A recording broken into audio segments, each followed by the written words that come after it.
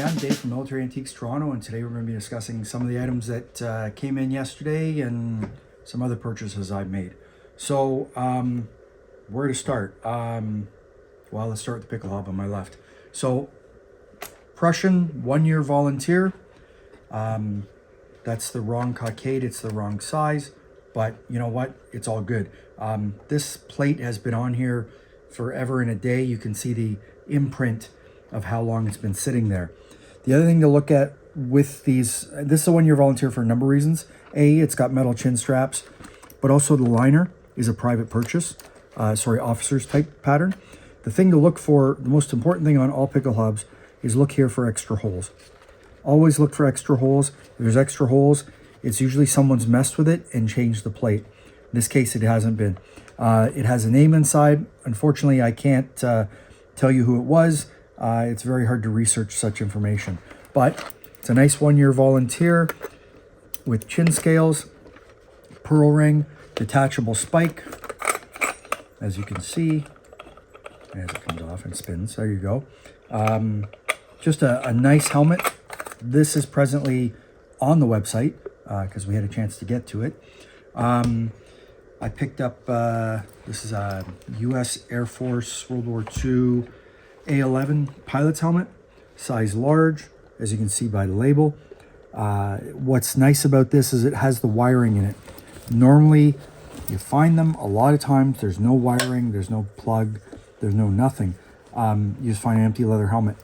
This is good because, hey, it's complete, great for a U.S. Air Force, Army Air Force, representation for display. So that's another cool piece that came in. That's not listed yet, but we're working on it. Hopefully today.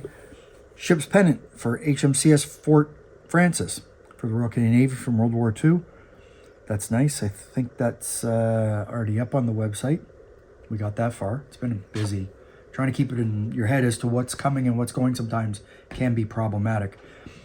Beautiful set of Dagger hangers, Army, which will be on the website today with crushed velvet backing.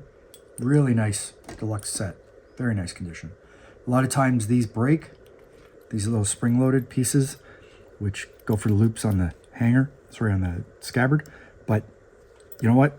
They are what they are. They're good. So next, unusual. I haven't seen one of these pouches before, but it's a leather pouch for a German World War II compass. So that's kind of unusual.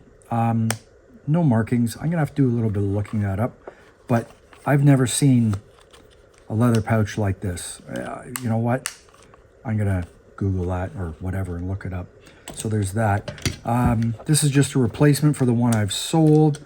It's a Danish, what is it, Danish? I have to look at the tag. Hey, there you go. Yes, M1 for an M1 Garand. So let's see, markings. No markings on the guard, but it's marked right there. And I know that's Danish.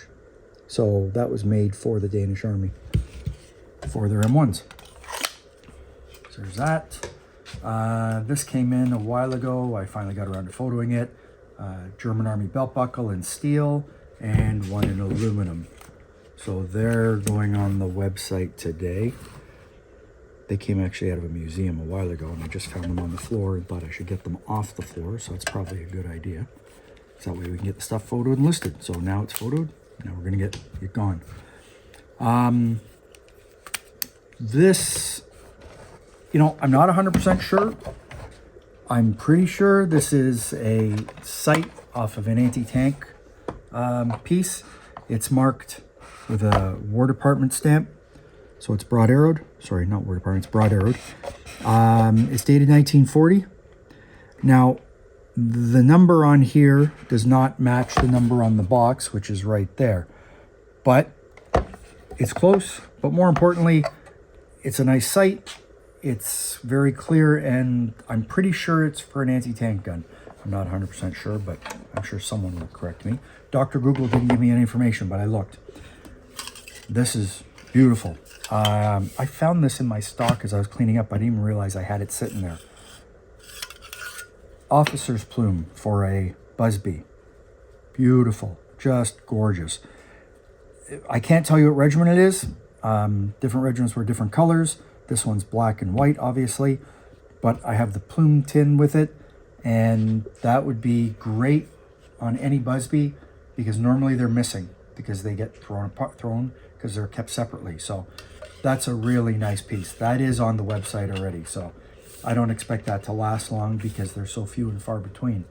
Some World War II Black Watch and Toronto Scottish shoulder titles. So I'm gonna show the backs because don't you know that's very important, I'm told.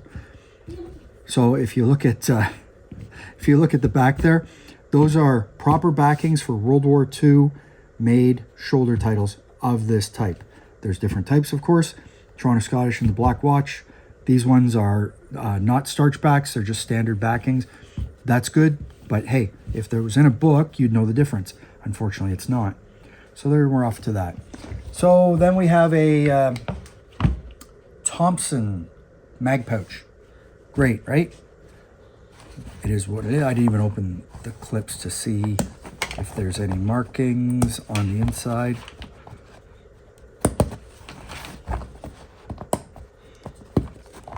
Do that carefully so I don't break them. Rip the snaps off, it devalues it. There you go. No markings, fine. But it's marked to Marine Corps and dated 1943. That's a good thing because Marine Corps stuff is in demand for that era. So, and Marine Corps stuff in general is in demand, so it's all good. So there's that. Then we have a German World War II binoculars in case. The hard part to get in this case is the case.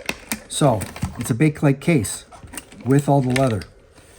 You don't find the Bakelite cases because they break. They get destroyed. They're good, but they are fragile. So that's really nice. Then comes the binos. Okay, great. So they're marked right there. Carl Zeiss. They're 6x30s, Dines glass. And they got the cover for the optics. What's nice about this is you can't see it on the pictures or on the video, but the optics on this are crystal clear. This is a really nice set of binos. One of the nicer ones I've had, truthfully. Plus, it's got the Bakelite case. It's got everything going for it. It's just a nice set. So that would be great in somebody's collection. So that, I don't know how long that'll last. I think that's photoed. That'll be taken care of today too. Replacement scabbard for a US Navy Mark II bayonet. And it's got the bluish webbing, so it's not green. But hey, it says what it is. You don't find the scabbards, you find bayonets without scabbards. You don't necessarily find the scabbards. So I have that on consignment, so I took it. This, I don't know how long this will last. Swagger stick, Queen's Own rifles, which is nice because they don't turn up that often. That'll be on the website today. Nice piece, nice condition. I don't think this is silver. I think it's pewter, truthfully. I'm not going to clean it up because I don't like touching stuff. It's easier to sell it as it is because then people don't make claims of you messing with stuff. It's easier to be straight with people, so just sell the stuff, right? Japanese meatball flag. Small size, great for display. What's that, about 2x2? So that's good. Oops, guess I should hold it properly. There you go. So that's nice cotton flag, double-sided, of course. So you can play Toro if you want. You know, there you go. No? Okay. So that's nice. Another nice little item, and it's neat because it's small. You can display it properly and not have to worry about filling up the house or offending your neighbors. This is a Japanese Navy pennant of some sort with the meatball. It have some stamps here and here.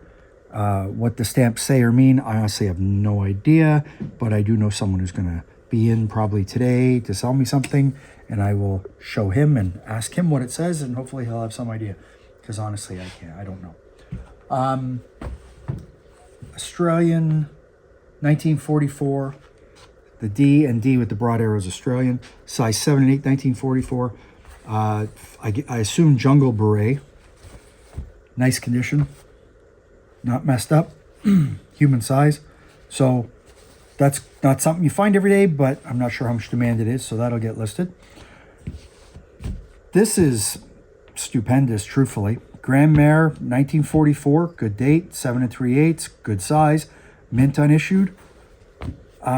It doesn't really get much better than that. I didn't love the price that the guy wanted, but how do you argue with it when it's mint and you like mint? I like mint stuff. So, because you never have to apologize for it. It's always good when it's mint because there's never anyone going, oh, it's all messed up. Yeah, but this is mint. And yeah, you can't say it's been there, but it's mint. You can't apologize for it. There's no moth nips. It's a human size. It's not Smurf. How do you say no? So, another item. And we have a U.S. Air Force Mae West. So this one is dated March 1245. That's a date of manufacture. Made by the United States Rubber Company. So it still has the cylinder in here, I believe. If not, it'll blow up on me. Nope, it does not. Okay, no cylinder. So obviously you wear this as a pilot. You pull those tabs and it inflates. The cylinders aren't in there. That's okay. That means I can ship it then, you know. There's a patch date, overhaul date, May 22nd. I can't tell you anything more because it's illegible, but it's a nice condition, marked US in case you're confused. Just a nice condition Mae West. You really can't complain for that. So that would be great for display. That's another thing we got to list today. And last but not least is a dispatch rider's helmet. So what, right? Years and years ago, there was tons of them found in some warehouse in England, I believe. In this case, they're all Smurf, the ones that were found. This one here is not.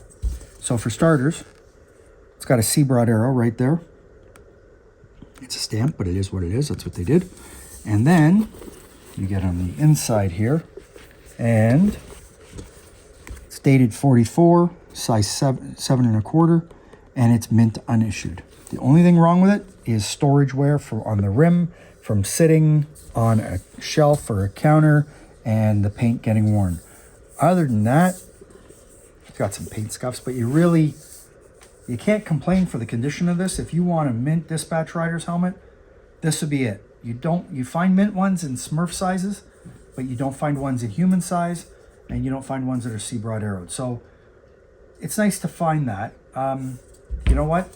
You can't complain. If you want a dispatch rider's helmet that's perfect, that's it. So those are some of my items I've gone through in the next, well, that'll be today. No, it was yesterday. Yeah, that was only yesterday. Follow me on YouTube, Instagram, Facebook. Check out the website. This stuff will all be listed today. And you know what? Hope your day's good and hope you enjoy yourself. Take care. Bye.